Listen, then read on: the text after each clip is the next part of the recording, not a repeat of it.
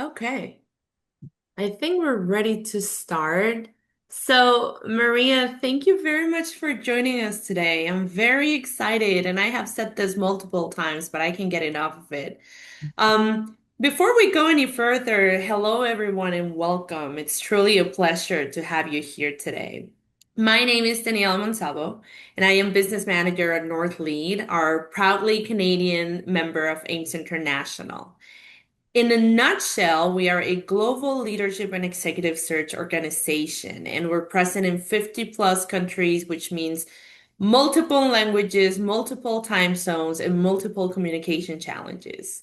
Um, our work centers on helping leaders like you navigate transformation, align your teams, and build the kind of clarity that actually moves organizations forward. So, when we started designing this session, our goal was very simple to open a space for honest, practical conversation about alignment. So, today we'll review together why it slips, why it matters, and how leaders can rebuild it. And for this very important topic, we're lucky to have someone exceptional guiding us today.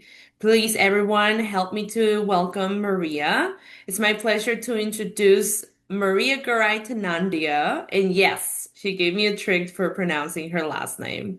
Um, it's very easy, actually. Just pretend you're giving directions to someone. So go right to Nandia. Okay, so let me share a little bit more about who Maria is, and thank you very much, Maria, for your time. Maria is a leadership communication expert, coach, and author of the newly launched Untangling Communication: How Leaders Can Strengthen Communication, Resolve Conflict, and Build High-Performing Teams. Whew, that's quite a milestone to achieve, isn't it, Maria? It sure is. It sure is. For more than 25 years, she's helped leaders across the US, Latin America, Europe, telecom, pharma, manufacturing, you name it, to untangle the misunderstandings that slow execution, frustrate teams, we've all been there, and cost organizations time, money, and trust. So her work blends intercultural intelligence, real-world leadership experience, and practical frameworks, all designed to help people communicate with more clarity, empathy, and most importantly, results. And when she's not coaching or speaking, she's probably scrolling on LinkedIn for far too long. Don't worry, Maria, that's an honest confession that I can make for myself. And feeling overwhelmed or quietly stalking her grown children on Life 360. I feel you too. So please join me in welcoming Maria Garaitanandia. Welcome, Maria. Thank you, Daniela. It is such a pleasure to be here with you today and trying to untangle some of those communication knots that create that alignment paradox that so many leaders and teams struggle with on a day-to-day basis. So I'd like to start off, first of all, by introducing you to three of the leaders that I've worked with. Now, of course, their names are changed, but I'm sure that their challenges might sound familiar to you. So I'd like to start out with Lucy. Lucy is the manager. She's a delivery manager at a company. She's got a large team, and the company just underwent a large change, a big restructuring, so to speak, which can sometimes cause a lot of chaos. And her newly formed team is mostly made up of young early career professionals, mostly Gen Z. And she has found, by her own admission, she says that she prefers a very structured style, but she's finding that her leadership style is just not jiving with most of her reports.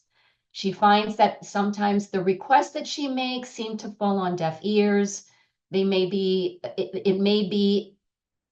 she may be given the lip service of yes, yes, yes, and then things don't get done. For example, something as simple as inputting time hours that need to go be loaded into the project with the project management team. so that they can invoice the client, things like that. And she finds that she struggles and struggles and struggles.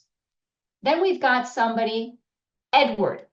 Now, Edward, he's struggling with his team in the sense that his team is in Latin America, and most of his team's stakeholders are in the US. So Edward tells me that he is struggling to get his team aligned in the sense that they be a little more assertive in the way that they communicate with their American stakeholders, because they tend to want to avoid conflict and seem to give in to everything that the stakeholders want. So he says, look, I do want to align a sense of customer service, but to a certain point, I need for my team to know when and how to say no and offer alternatives. So how to balance the sense of customer service and the interests and objectives of the company. That's another misalignment right there. And then, of course, we've got Robert. Robert is a commercial director at a large pharmaceutical company, and they have been killing it. They've been doing great with their numbers, but lately, the employee engagement survey has shown that all of a sudden things have kind of stalled with his team. They report not being engaged anymore, and they're lacking motivation. So Robert is facing that difficulty now. So if we look at this, we can ask ourselves, what's happening here? We've got three different leaders with three different contexts, but one shared issue, which is misalignment. Something is just not connecting. And I would say that every organization that I work with usually faces some form of misalignment, whether it is the hidden cost of people talking past each other, or just not being able to agree on what the actual priorities are, you name it. But the numbers can be pretty staggering. And here, I would like to ask you, do we have chat capability here, Daniela? I'd like to ask, Yes, we do.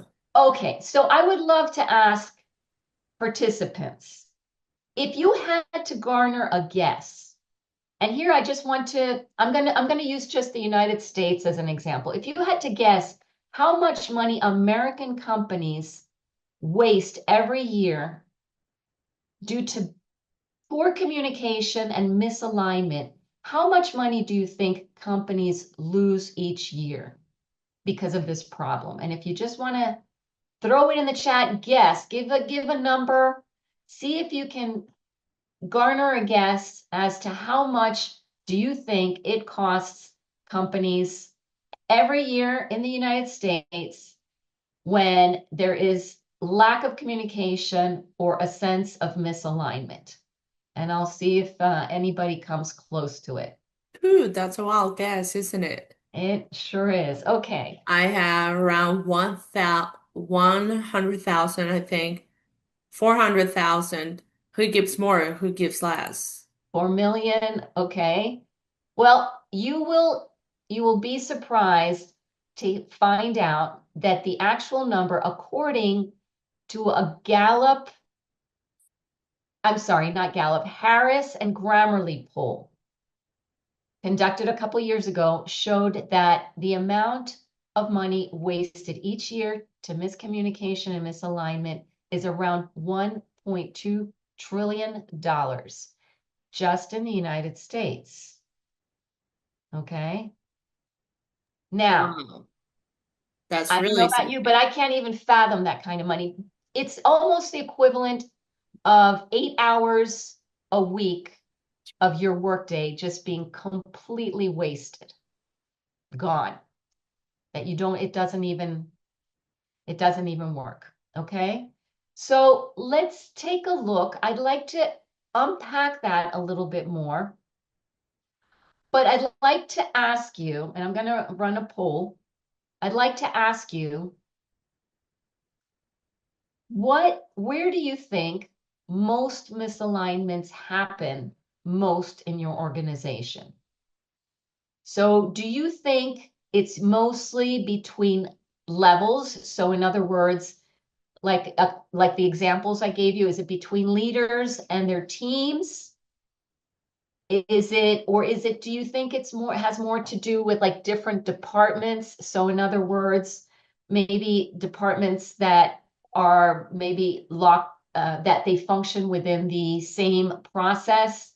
So perhaps when it comes to doing a handoff or sharing resources, does it happen between different departments where there's certain silos? Do you think it's something that happens between functions? So in other words, could it have to do more with the sales function versus the operations function? And we know that within these functions, we have different departments, right? So I'm going from the micro to the macro. Or do you think it's due more to internal versus external stakeholders? So in other words, you've got, the companies versus the clients, or maybe it's headquarters versus the field. Where do you think this happens the most?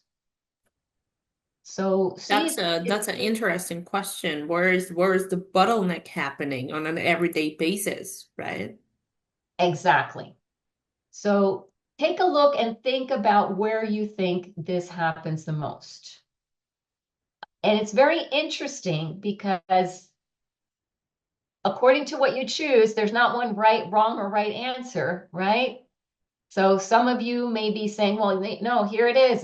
It's between my immediate team. Others are like, nope, it happens mostly in functional areas, the eternal sales versus operations, right? They don't understand us. They don't know what we're going through.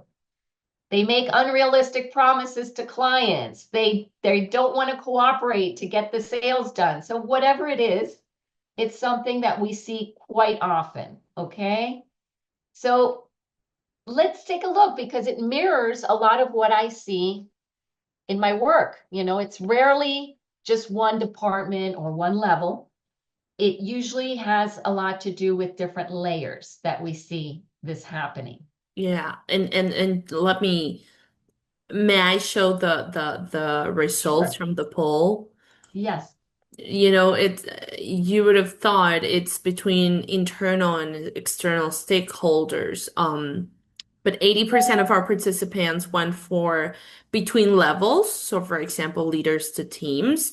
And the other 20, so it was very loaded towards levels. The other 20% goes for between functions. So, for example, the sales department versus the operations department.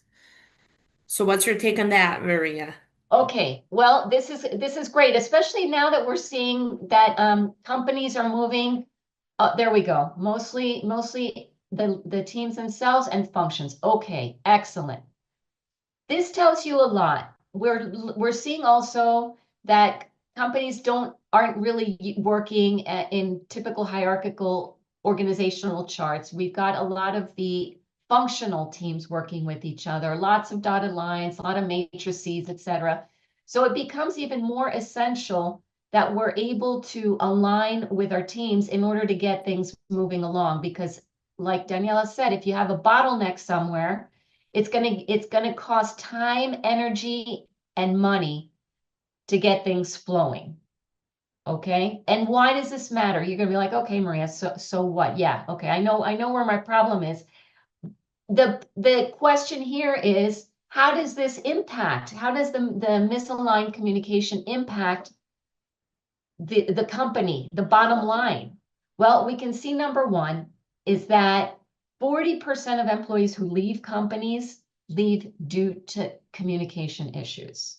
That is huge. That means that if you can avoid a turnover of 40% just by making certain adjustments in your communication, you're making a huge savings. So you're not adding to that huge 1.2 trillion statistic, right? You don't want to do that.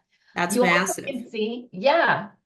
So you can also see that 80% of companies, 81% of companies report that revenues decline when there's not a very good communication function happening within the organization. There you got a little bit of that statistic right there too. That's money that's falling through a big hole in the bag. That's money and Errors. that's retention. So you're telling me that one of the major retention issues has to do with communication. Yes. Just think about it. Think about, your everyday work environment. If it gets to a point where you feel frustrated, you're hitting a wall, or you can't move forward, or you find that there's no sense of empathy within your team or with your leadership, or you're not getting very far, you don't feel like you're being heard, that can wear. It's wear and tear, and sometimes that may be enough to send them over the edge, looking for another job, Mm, because it's not just about your compensation, monetary compensation. It has to do with your peace of mind as well. There has to be a balance, right, between your objective and your relationships. mm, So when environments get toxic, people are going to leave. So that is a big one as well. You've got the workplace errors. Look at that. We've got about 70% of workplace errors are due to communication failures. It has nothing to do with technical things or know-how. It has to do with the personal interaction. mm. The two-way communication, isn't it? Mhm. Look at the leaders, how leaders struggle. Leaders wind up having to fix a bunch of different things, whether it's smoothing over conflicts or trying to, decrease the misunderstandings that happen. A lot of leaders report that it is exhausting having to fix all of that rewording and fixing and being kind of like the intermediary. That happens a lot too. And that is a large waste of time, money, and effort. And then, Mm, of course, there's the perception piece of it. Employees, statistically, only 8% of employees actually feel aligned. And I can't tell you how many times, Daniela, I've heard when I go to coach and train, a lot of people saying, I'm just not very clear on what our vision is. And that is huge. If you don't know what your vision is, you don't know where you're rowing. It's like, am I going this way? Am I going that way? That mhm. is a huge part of the problem. And yet leaders tend to think that their teams are more aligned than they actually are. Hmm. And what So success looks like for every area of the organization. I think that success can look very differently to the sales department than the operations department and so on, right? So that's very tricky, and we hear that all the time, definitely. yes, so all of this clarifying, redoing, fixing the misunderstandings, that can cause some other problems. So guess what else it causes? It causes slow decision making.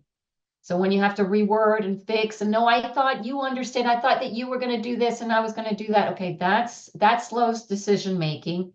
And I'd love to see anybody who wants to put a little Y in the chat or anything. How many of you are familiar with the leadership drag? And by this, I mean the upward delegation syndrome, where leaders find themselves being at the center of every single decision. Okay, it's the opposite of empowerment. It's when everything gets delegated back up to you as a leader. We worked with a company that had this very issue, and at the end of our program, on average, the leaders were saving about 4 hours a week and decreasing the amount of upward delegation that was happening. If you calculate the average salary of these 72 operation managers, the savings was incredible when they were able to make sure that their teams were self-sufficient and didn't need to run every single thing back passed towards them. So this in and of itself can be a big time and money saver. You've got operational inefficiency, making sure that your handoffs are being done correctly, or the strategic stagnation where it's like, okay, my vision is clear, but I'm not sure how we're going to implement this. That is part of the misalignment as well. And of course, when there's a slow response to changes. Okay, you have to be a very effective communicator nowadays. Everything is changing on a daily basis. So if you don't have the ability to pivot, you're going to be stuck at the end of the line. So as you can see, the problem isn't so much the quantity of communication, because let's face it, we have got so many platforms nowadays. I mean, Daniela, we could probably count on both fingers. You know, we've got Teams, we've got Zoom, we got WhatsApp, we got this, we got that, got Slack. We've got so many different things that we can use to be able to communicate with each other. But we're finding out that more is not necessarily better. Mhm. There's definitely a bombardment of options, right? It's gone the way around. Exactly. So how do you define alignment? Okay. Alignment isn't that everybody's just, singing kumbaya and happy and loving each other and agreeing to everything. No. Alignment is basically sharing the understanding of why you're doing what you're doing, and that there is a unified sense of solidarity behind the execution of the how. It can vary, but everybody knows towards what they're aiming towards, where they want to go. And this first step of defining the why is so essential to our clarity and communication. Like I said before, if you do not have a clear vision, it's going to be very hard for people to align. That vision needs to be crystal clear. Now, how do you get people to listen? How do you get them to be open? How do you get them to say no without alienating their stakeholders? Or how do you get them to give corrective feedback without being afraid that they might demoralize someone? Okay, how do we get people to listen, to do stuff? How do I focus on my objectives without running people over? How do I negotiate and persuade and get people to collaborate or get them motivated? Or simply, how do I avoid misunderstandings? Ah, that's the $1 million question. Now, I can definitely feel some knots in the audience, right? and here's the thing, okay? There, there is after 25 years of working with leaders and teams, I found that the same things kept coming over and over, just these things that I just mentioned to you. Kept coming up over and over again. So I developed, let's say it's like a vitamin, like a preventative, a prophylactic that can be very helpful in your day-to-day communications to make it easier to get that alignment from the get-go. It's not a magic wand, but believe me that if you make certain part of this framework an everyday habit, it will make your life easier. I can say it also from personal experience and even in my personal life as well. So let's take a look at it. Okay, so the acronym is CLEAR.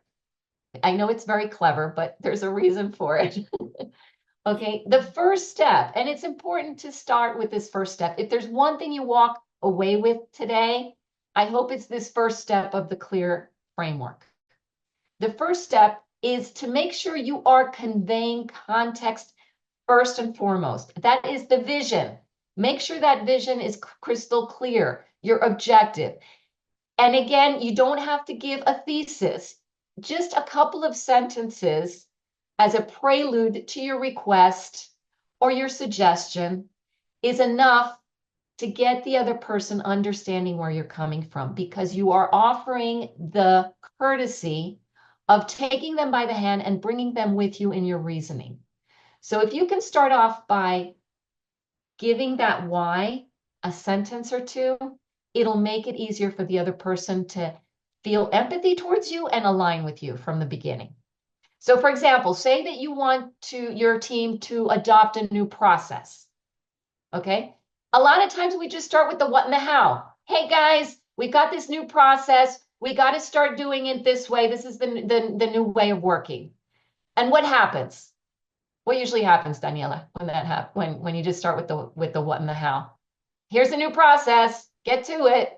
Yeah, absolutely. We see that accelerating implementation does not always mean it's going to stick around, right? We want long-term solutions, and clarity has to be the foundation for that. So context is key, but sometimes we receive a manual, but not the whys behind the reason for doing things. Exactly. And so it's like, oh, here they go again, imposing a new process. When why? The first thing that pops into your head is like, why are we doing this stupid thing? Okay. So if you're going to get that natural pushback anyway, why not start with the why in the beginning? And you could start off with something as simple as, we've been noticing that there is a high degree of errors coming through on this process, and we want to save you time so you're not wasting so much of that time doing the rework. So we've developed a new process that decreases our error margin and saves us time in the end. Okay, so I've already just given you a little bit of that little blurb in the beginning. So it's like, oh, okay, I get where you're going. Okay, so old process is cumbersome and slow.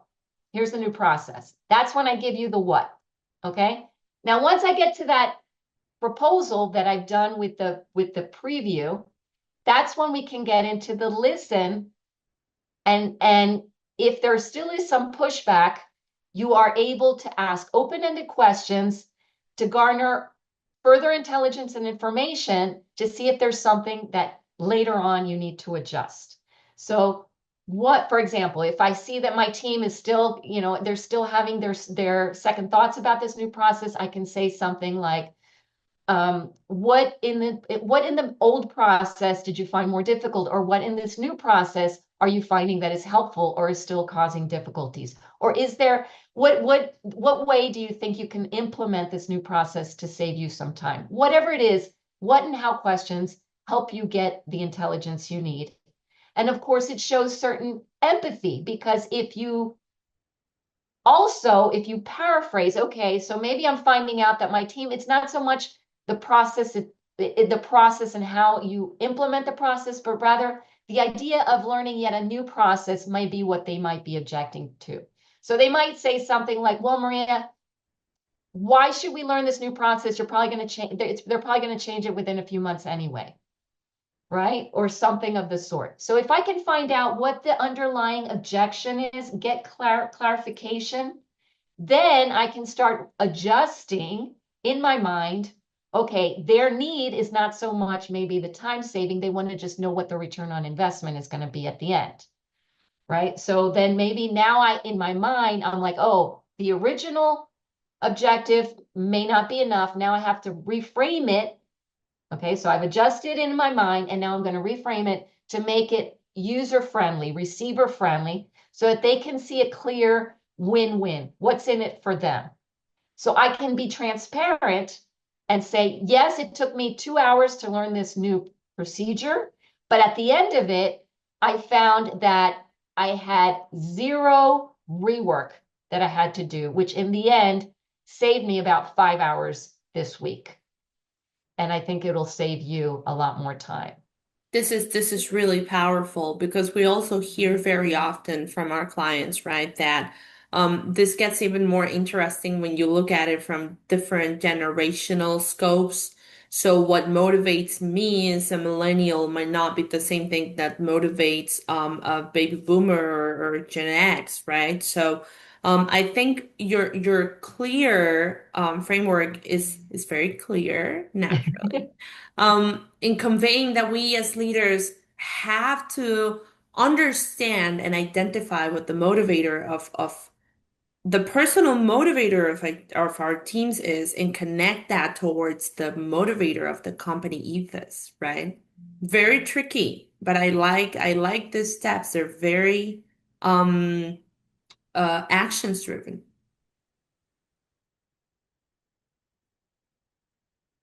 That like I'm going to get into those cases that we had in the beginning. and see how some of these frameworks can help cross-generationally as well. Which brings me to the question, because a lot of times, I mean, clear helps us communicate, but in practice, a lot of times misalignment clusters around four basic pillars, which I touch upon in my book, which are number one is conflict management. Now, when I say conflict, I don't just mean those difficult conversations. It also includes being able to be assertive, like the case where Edward was talking about his young team being a little timid about establishing limits. So how do I establish limits? If you just avoid it, you're not really managing, it's a conflict avoidance. You're not being assertive about balancing objectives with relationships. So being comfortable in being able to establish limits, say no, and offer alternatives, or being able to negotiate or persuade another person, because negotiations have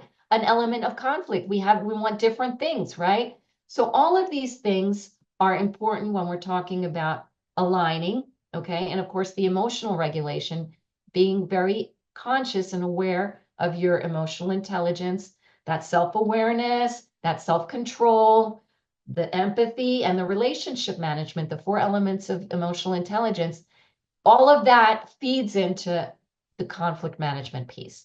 The second pillar, or the second element that causes knots, is feedback. Now, feedback, of course, what do we use feedback for? It's to let somebody know to keep doing what they're doing, which is positive feedback or recognition feedback, which, by the way, sometimes we tend to neglect a little bit. And it's those companies that are considered best companies to work for, they usually have a very strong recognition culture. So knowing how to give recognition feedback is essential to fostering a healthy work environment and a healthy company. So feedback, both recognition feedback, and of course to tell somebody when, hey, either I'd like for you to stop doing something or start doing something or change the way you're doing something. That's the one that can really trip us up, because we're like, where do I start? How do I do it? Okay. That can be a tough one too. That's the second knot that I hear over and over and over again, especially when leaders are like, I don't want to demoralize my team, but I need for them to change something. How do I do that? Now, the Timely feedback, definitely. timely and effective feedback. Mm-hmm. Just because I think, when we also sit down and listen to the teams, we hear the other side of the story, and they say, "I wish my leader would have addressed this earlier," right? So I think that teams are also expecting, of course, they don't want to feel demoralized, but they're also expecting the clarity that will come from that feedback, recalibration in timely manner, right? Exactly, and that's the whole point of the feedback, you know. The element of emotional intelligence is very important there too, because when you're angry or annoyed at someone, that's not the right time to give them feedback. You got to make sure what your purpose or your intent is when you're giving feedback. So also very important to be in the right headspace. So um, the third element that I find that trips people up is the cross-cultural element. Now, I don't know about you, but I think most of us are working cross-culturally now in 2025. It's probably rare to find people working with purely homogeneous groups anymore. Technology has made it so that we can work with people across the globe. And it includes our context styles, whether we are more of a relationship versus a task-oriented culture, and of course, how we develop trust. That is going to make a huge difference on how we communicate. If I'm more of a task-oriented communicator, I might just cut through the chase and get down to business right away. If I'm a more relationship-oriented culture, I'm going to be like, didn't your mom teach you any manners? You're supposed to say hello first and do a little ice breaking and small talk before you start asking me for stuff. Mm-hmm. That can cause conflicts. And people might mistakenly attribute it to a personal issue when it has nothing to do with a personal issue. It's just the way that you've been taught and what the rules of the game are according to what you've learned in your environment. That's it. So that can really trip people up. That's a big knot that I've had to work with different teams in different parts of the world. And then of course, finally, the one that you alluded to, Daniela, which I also absolutely love because I think it's so fascinating, which is the intergenerational element. We have seen in the last 20 years a huge shift in the way that people communicate, moving more specifically, I would say in the last 25 years, from synchronous real-time communication to a huge shift towards asynchronous communication, where you can multitask and you can text somebody while you're doing something else. And of course, it may be very efficient in some senses, but we're losing a little bit of that connection and some of those skills that had been so well developed when communication was strictly real time. Mhm. So that's another one. And of course, that will cause conflicts too, because your preferred method or platform of communication might be very different from mine. And I was joking with some of my millennial and Gen Z friends and colleagues. It's like, do you ever answer your phone? I'm like, no. So you're I'm telling like, me once upon a time people used to do that? yeah. And I'm like, oh my gosh, for me, I get a little jolt of dopamine when somebody actually calls me because I'm like, yes, I get to use my phone as a phone. So, so that is going to be a huge difference. How do you prefer? And all of these things, it's kind of important to set it out in the beginning of any new team. When you establish a new team, when you have a new project, the rules of the game need to be clear. Now, I'd love to ask at this point, I'm going to throw out another poll out there. And I'd like to ask you, which of these four areas do you think causes the most misalignment in your team? Like if we went to diagnose some of those knots, would you say they have more to do with conflict resolution? Or would you say it has more to do with managing feedback between areas or within the same team? Would you say it has to do with cross-cultural communication with teams across different countries? Or would you say it's an intergenerational issue where you've got people of different generations, different ages that can't seem to agree on how to communicate with each other? So let's see, we're going to have the poll up for you in just a second. Okay, I wonder if there should be a fifth option that reads all of the above. Oh, okay. Feel Okay. free to write that in the chat if you think it's all of the above. So let's take a look. It's quite interesting to see which ones are the ones that come up.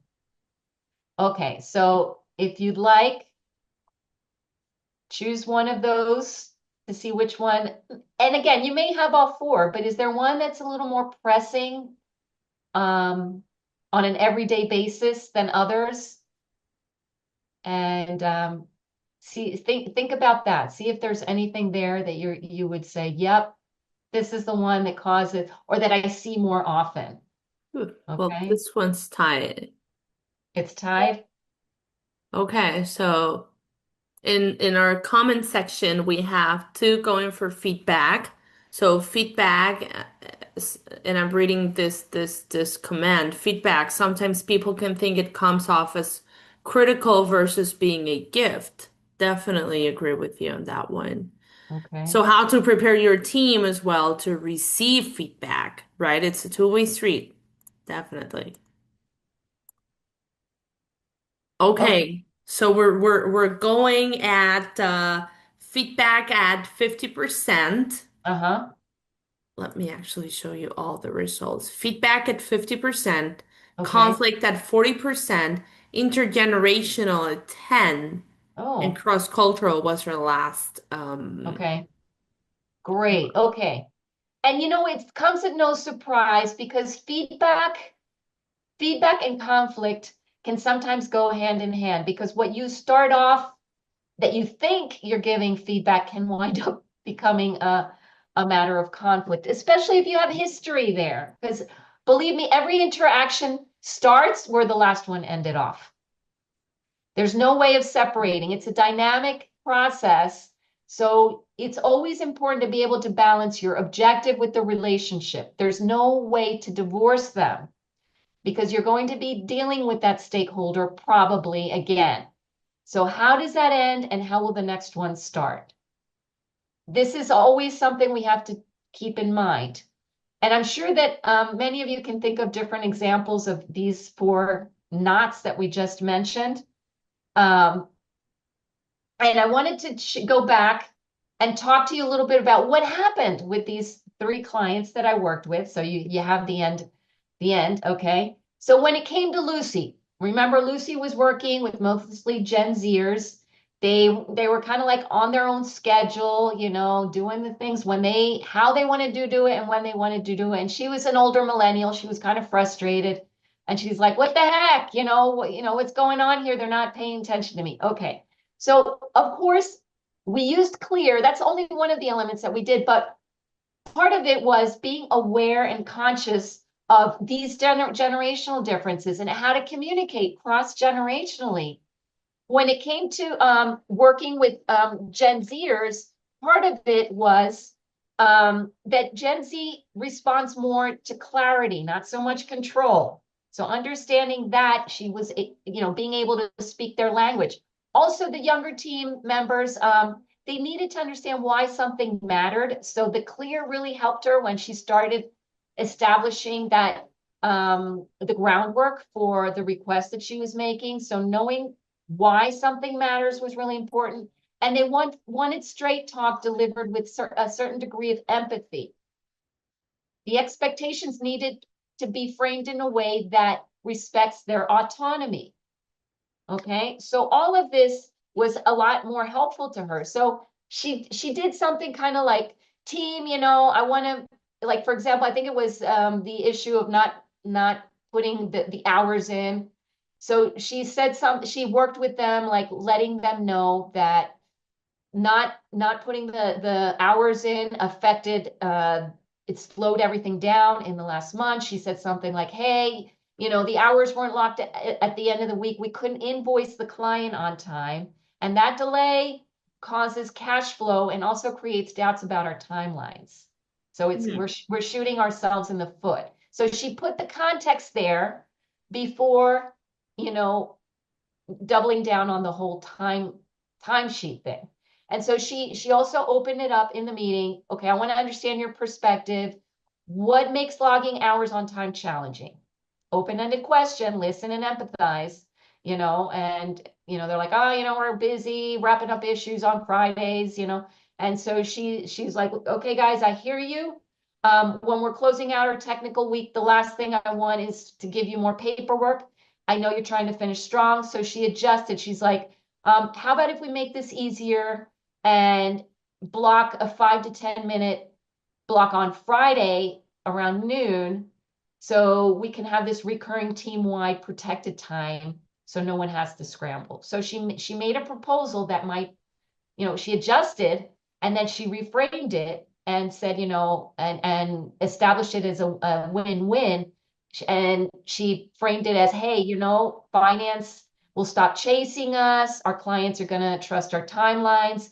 It'll protect us from last minute stress. And it's not about, chasing you. It's about making your work life smoother. If we block this just for that. The difference was astounding because at that point, it's kind of like, okay, the message finally came through and her team was open and the missed deadlines disappeared. So just kind of framing it that way. Now, when it came to Edward, I'm not going to get into all the details, but Edward was struggling with the assertiveness. His team learned how to use the clear method. We also worked on how to say no and offer alternatives. Okay, we what we call a sandwich method. And we did a little bit of cross-cultural training for his team to understand the task versus relationship orientation and how that impacts in communication. And then finally, Robert, our commercial director, whose team had stagnated, he learned how to use a recognition model, a feedback, a, I can't even talk, Communication. a feedback model called CARE, which stands for context and action, result and effect. So a very simple model on how to give effective recognition feedback and just leave it at that. Because he would be like, guys, you did a good job, but we have to continue doing this, but we have to. So he stopped doing that, gave them that recognition, was able to celebrate those quick wins, and he saw a huge change in his team's motivation. Hmm. So you can see that a lot of these misalignment issues can be solved just by switching some of these things around. Now you're going to be like, okay, Maria, what about AI? Hmm. Yes, AI is marvelous. And you know what? It's interesting. I call my AI Chatty. Chatty is really smart. Chatty does a really good job of simulating emotional intelligence. I'm sometimes in awe. So, yes, I sometimes even get Chatty to help me with some of those emails when I need to be diplomatic. Why not? But what Chatty doesn't do is being able to make those, again, those connections. If you don't use it, you lose it. um, you're not always going to be in a little bubble where you're just going to be writing to each other. You need to be able to perform in real time. You need to be able to negotiate with people in real time. You need to be able to give context. Where are you coming from? And sometimes it may be that your context goes beyond just what you want to achieve. It can be something that's personal, and it's okay to have a little bit of that vulnerability, what Patrick Lencioni calls vulnerability-based leadership to establish the trust. It's good sometimes to reveal certain things. It makes it a lot easier for people to also feel that human connection to align with you on a human level.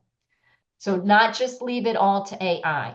And ultimately, why is communication worth it? Why does it pay off to create these models of clarity and alignment? Well, because you reduce your silos and you start being more agile in between one group and another. You have higher retention, as we saw. We're not going to have those 40% of the people leaving because of a communication issue. Hmm. Look at your engagement when people are better informed, 80%.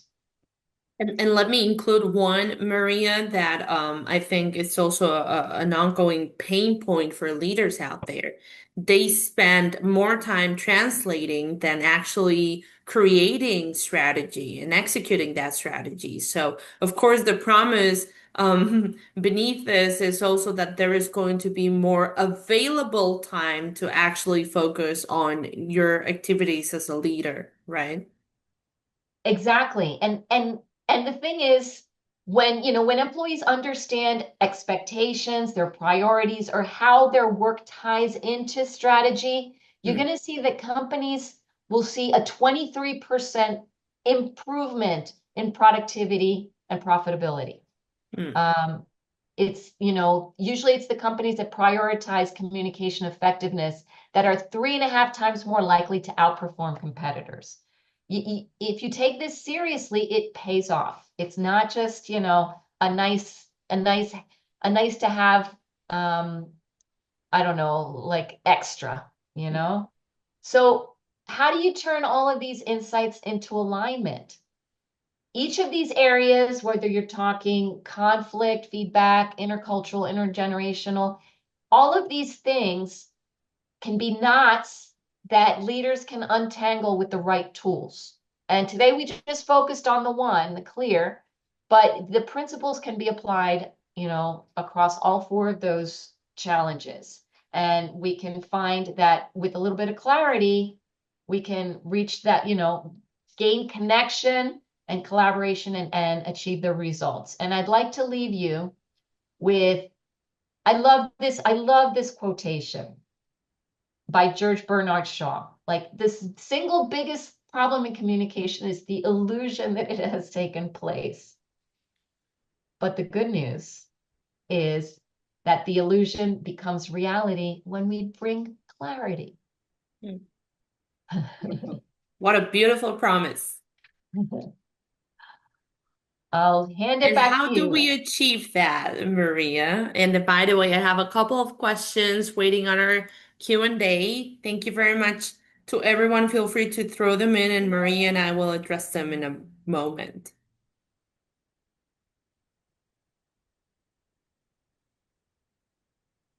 Thank you, Maria.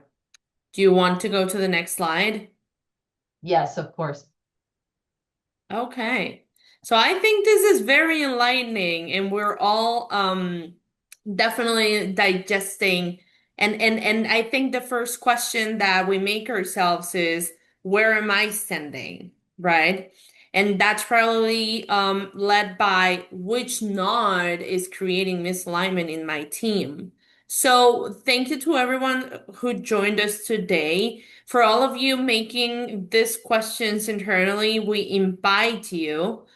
First off, take a look at the QR codes. We are looking forward to sending to you guys a little taster of a glimpse of what's going on behind Untangling Communication.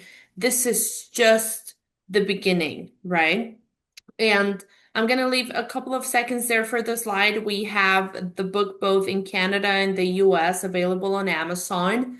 And if you can go to the next slide, Maria, I'm saving the best for you can go to the next one. That's okay. I'm saving the best for last, as they say. And I want to invite you all. We're opening a limited number of one-on-one sessions, facilitated personally by Maria.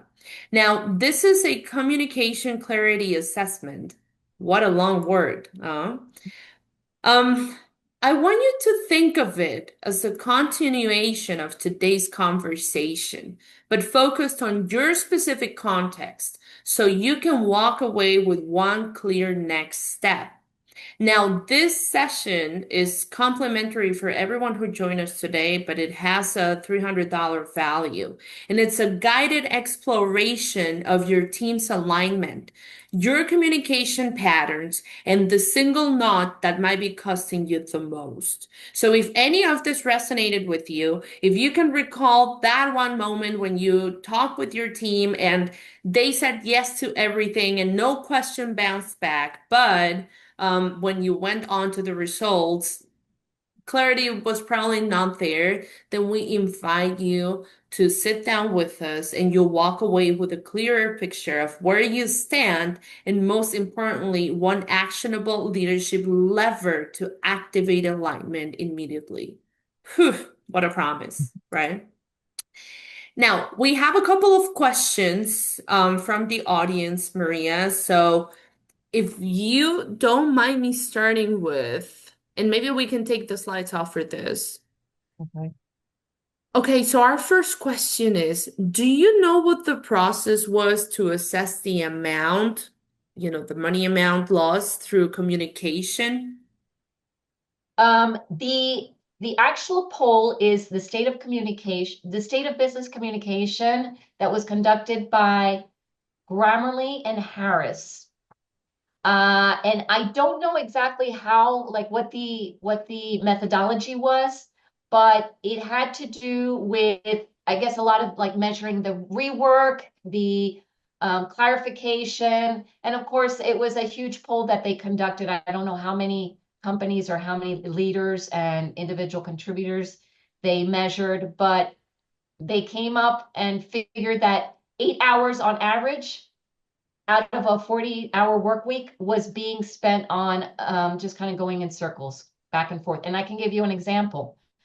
This may resonate with many of you. I remember having a technical issue and reaching out to the IT service person with that my client told me to talk to.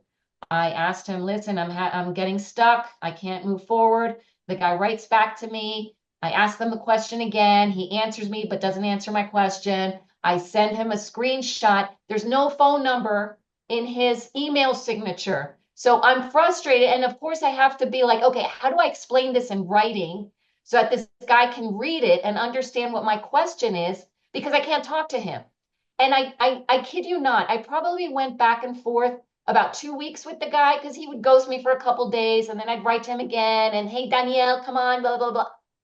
Okay, so finally I convinced the guy to talk to me. Okay. And we solved the problem in 10 minutes. Now, if you had to quantify those 2 weeks where the PO was postponed because I couldn't get into the system so that my client could generate a PO, the class had to be postponed. You have a huge opportunity cost. How much money was that worth? Hmm. If I had to quantify that, I would say at least a few $1,000s right there Absolutely. and going back and forth and back and forth. My time, his time, and all because we weren't talking to each other real time. So that's Absolutely. just one example. If you can take that and multiply it by all the things that we do inadvertently are inefficient, you can probably see how those thousands of dollars, those 8 hours accumulate every week. And I'll compliment your answer on that, just taking a wild guess on that survey before we move on to the next question. But retention, right? And I'll put it this way, retention or the consequence, which is rotation, that has a very high cost in companies. So if all of the above mentioned reasons why an employee might choose to leave a company have to do with communication, then you're looking at very high rotation levels where the employee was probably happy with the context, he was happy with the job, he was happy with the company itself, but not happy with the way things were being done on an everyday basis. And as you say, that wears off its people. So rotation plays a very strong money figure in the company's impact at the end of the day. So thank you for that answer, Maria. This is very interesting. I know we're going a little bit we have 4 minutes left. We want to be very respectful of your time. However, Maria and I, if you want to stay, go for it. We're all up for that. I Now, see another question there, yes. Danielle, Next question. here in the chat though. And I have another one, so I'll go by order if you don't mind. I have when a leader realizes they are part of the misalignment, what's the first step they should take? That it takes a lot of bravery to do that because a lot of times leaders might have a little bit of difficulty being humble enough to realize that maybe it starts with them. Like Lucy, she's like, I know I'm very structured and I'm just, I don't want to continue doing the same thing, hoping for a different outcome because that's crazy, right? So a lot of times it's just being able to have the openness to either ask for training or coaching or read my book. Hmm. It's just a matter of like taking a different approach. And maybe part of it, the first step, I always say, maybe you're jumping a little too quickly into the what and the how. If that's what you're seeing, that people are just they're pushing back on you, your style might be abrasive, or your style, or maybe it's the opposite, that you're just being a little too you're coddling your team instead of, establishing expectations. So it could go either way, right? Hmm. So it's not an all or nothing. So I do agree with you. The book is wonderful. It's a great door opener for internal dialogue and starting to identify again, where am I sending, right? Now, next question. Anna, thank you for this question. It says, when things start going off track, what usually happens first is the lack of vision, poor communication, accountability, or something else. What is it? And how can you notice this to prevent it worsening? Um, when things start going off the rails, the diagnosis can be complex because again, you have a lot of different variables that might be working in conjunction with each other. It may not just be one thing. A lot of times, the cause, for example, of conflict can be a structural difference. So, for example, it could be that I need to decide where limited resources are going to go, who's going to be making the decision, what the process is going to be. So that's a structural difference. And of course, you can have differences of opinion. Then there's, of course, the personal and the communication differences, which have to do with, for example, whether I'm an extrovert or an introvert, whether I am more technically oriented or if I'm more, I don't know, humanistic oriented. Am I HR or am I operations? All of these things can have an impact on how you move ahead, right? So all of these things can have an impact on how whether you're going to be derailed or not. And you have to take all of those elements into account when you are making deciding to take the next step. Hmm. Very, very true. Very interesting. Okay.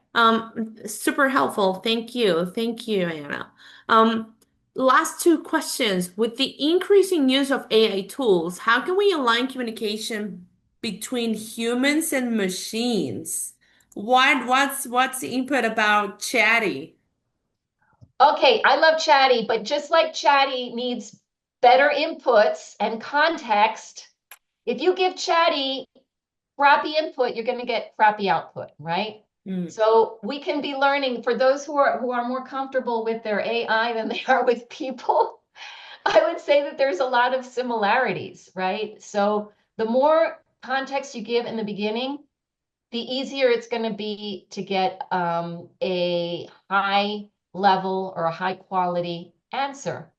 How do we work with our AI tools? I would say that a lot, I've heard some people say, well, the whole emotional intelligence, this and that. It's uncanny how far we're coming, that some people are even using AI as therapists, right? I don't know if that's the best idea, but it's incredible to see how much this tool can help you. Even if you have to decide like on an email that's important, even to say, let me run it through Chatty and see what he or she or it thinks, right? Um, I confess, I find it to be very, very useful in many of the things that I do. And why not? Why not take advantage of this wonderful technology? That said, since we are being freed up to do a lot of the tedious work, that gives us more, I think it gives more importance to making sure that the interactions we do have are high quality interactions Hmm. and that we know how to talk to each other. Yeah. And just complimenting you there. Um, I think that ironically, the contrast between those who have good communication skills and do not will be even sharper now with the use of AI.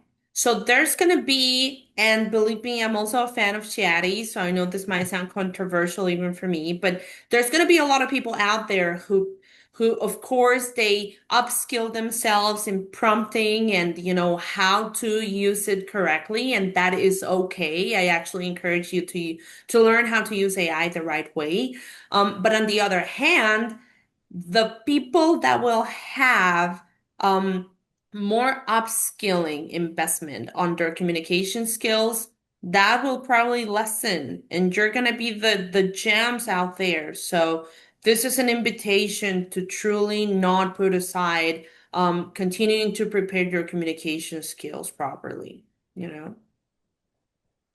So last question, Maria, and thank you to everyone who has been joining us until the very end. How can leaders distinguish between a communication problem and a deeper structural misalignment? Whew. I would say that I don't think it's mutually exclusive because ultimately, when we talk about structural misalignment, even those causes of communication I mentioned earlier, it has to do with humans having to make decisions with other humans. Hmm. So the leaders are humans. And when we talk about structural misalignment, it's usually code word for people who are not aligning, right? Hmm. There's probably maybe there could be a political issue somewhere. Somebody might be stepping on somebody else's toes. There may be a rotten apple somewhere that's Hmm.